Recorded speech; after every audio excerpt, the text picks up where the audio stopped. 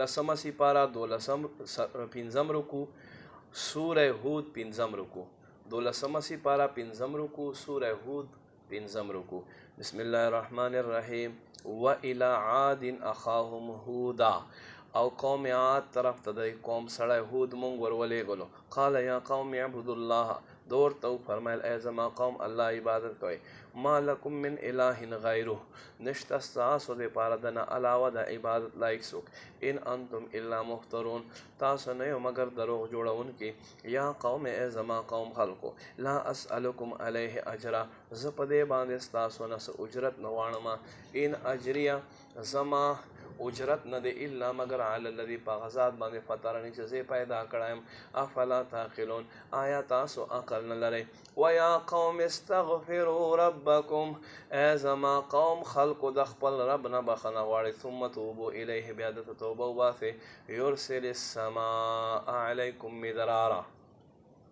آسمان نو پتا سو باندې د زور وبرالیږي ويزيدكم قوة الى قوتكم او تاسو یو قوت لپاسه په بل قوت سیوا کی ولا تتولوا مجرمین او تاسو ما ګرځېږئ په داسې حال کې چې مجرمان وي قالوا یهودو دوی وی ایهود ما جئتنا ببینة تا راتګ نه دی کړی مونږ خاته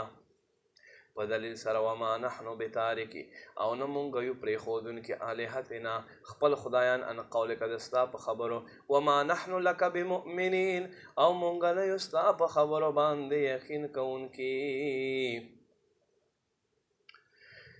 ان نقول الا اعتراک بعض الهتنا بسوء مون خدا وایو چې زمونږ د خدایانو ستاسو څه بد واله تر رسي قال دوی انی اشهد الله بشک از الله ګرځم واشهدوا تاسو یې ګواه وګرځوئ انی بریء مما تشرکون بشک از بیزاره یم تاسو هغه چې شریکان ګرځوئ من دونه زمانه علاوه فقیدونی تاسو ما متعلق سازش وکئ جميعا ټول ثم لا تنظروني بیا ما ته مهلت راکوئ انی توکلت علی الله بشک ما په خپل رب بروسه د ربي چې زما رب دی و ربکم د ستاسو رب دی وما من دابة او نشتله چوپایان الا هو آخذ بناصیتها مگر هغه لتندین ولی شوي د په قبضه کې ان ربي بشک زما رب علی صراط مستقیم ملاویږي په نیغه لاره باندې فان تولوا پس کدی مخ وګرځوي فقد ابلغتکم بشک ما تاسو ترا ورسول ما ارسلت به الیکم پس سره چې تاسو ترا لېږلی شویم ویستخلف ربی قوما غیرکم زما رب ستاسو په ځای باندې بل قوم نائب کی ولا تضرونه شیئا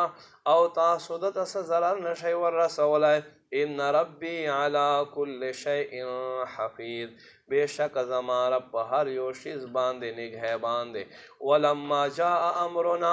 سو وخت چې زمونږ حکم راغی نجینا هودا مونږ نجات ورکړلو هود ته والذین خلقو ته امنو چې ایمان والو ما هود سره برحمت منا په خپل رحمت سره ونجیناه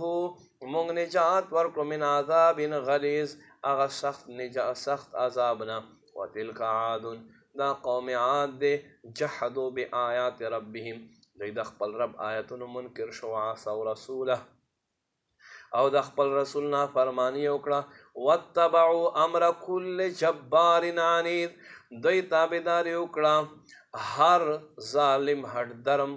په تک کولو کې اخپسې تک کولو کې تک وکړلو واتبعوا فی هذه الدنیا لعنه په دې دنیا کې دوی پسې لعنت ورپسې شو ویوم القیامت یو په ورځ د قیامت الا ان عادا کفروا ربهم واورئ بشکه عاد خپل رب منکر شو الا بعدا لعاد واورئ لرې دی وي الله لرحمت نعاد قوم هود هغه چې قوم د هود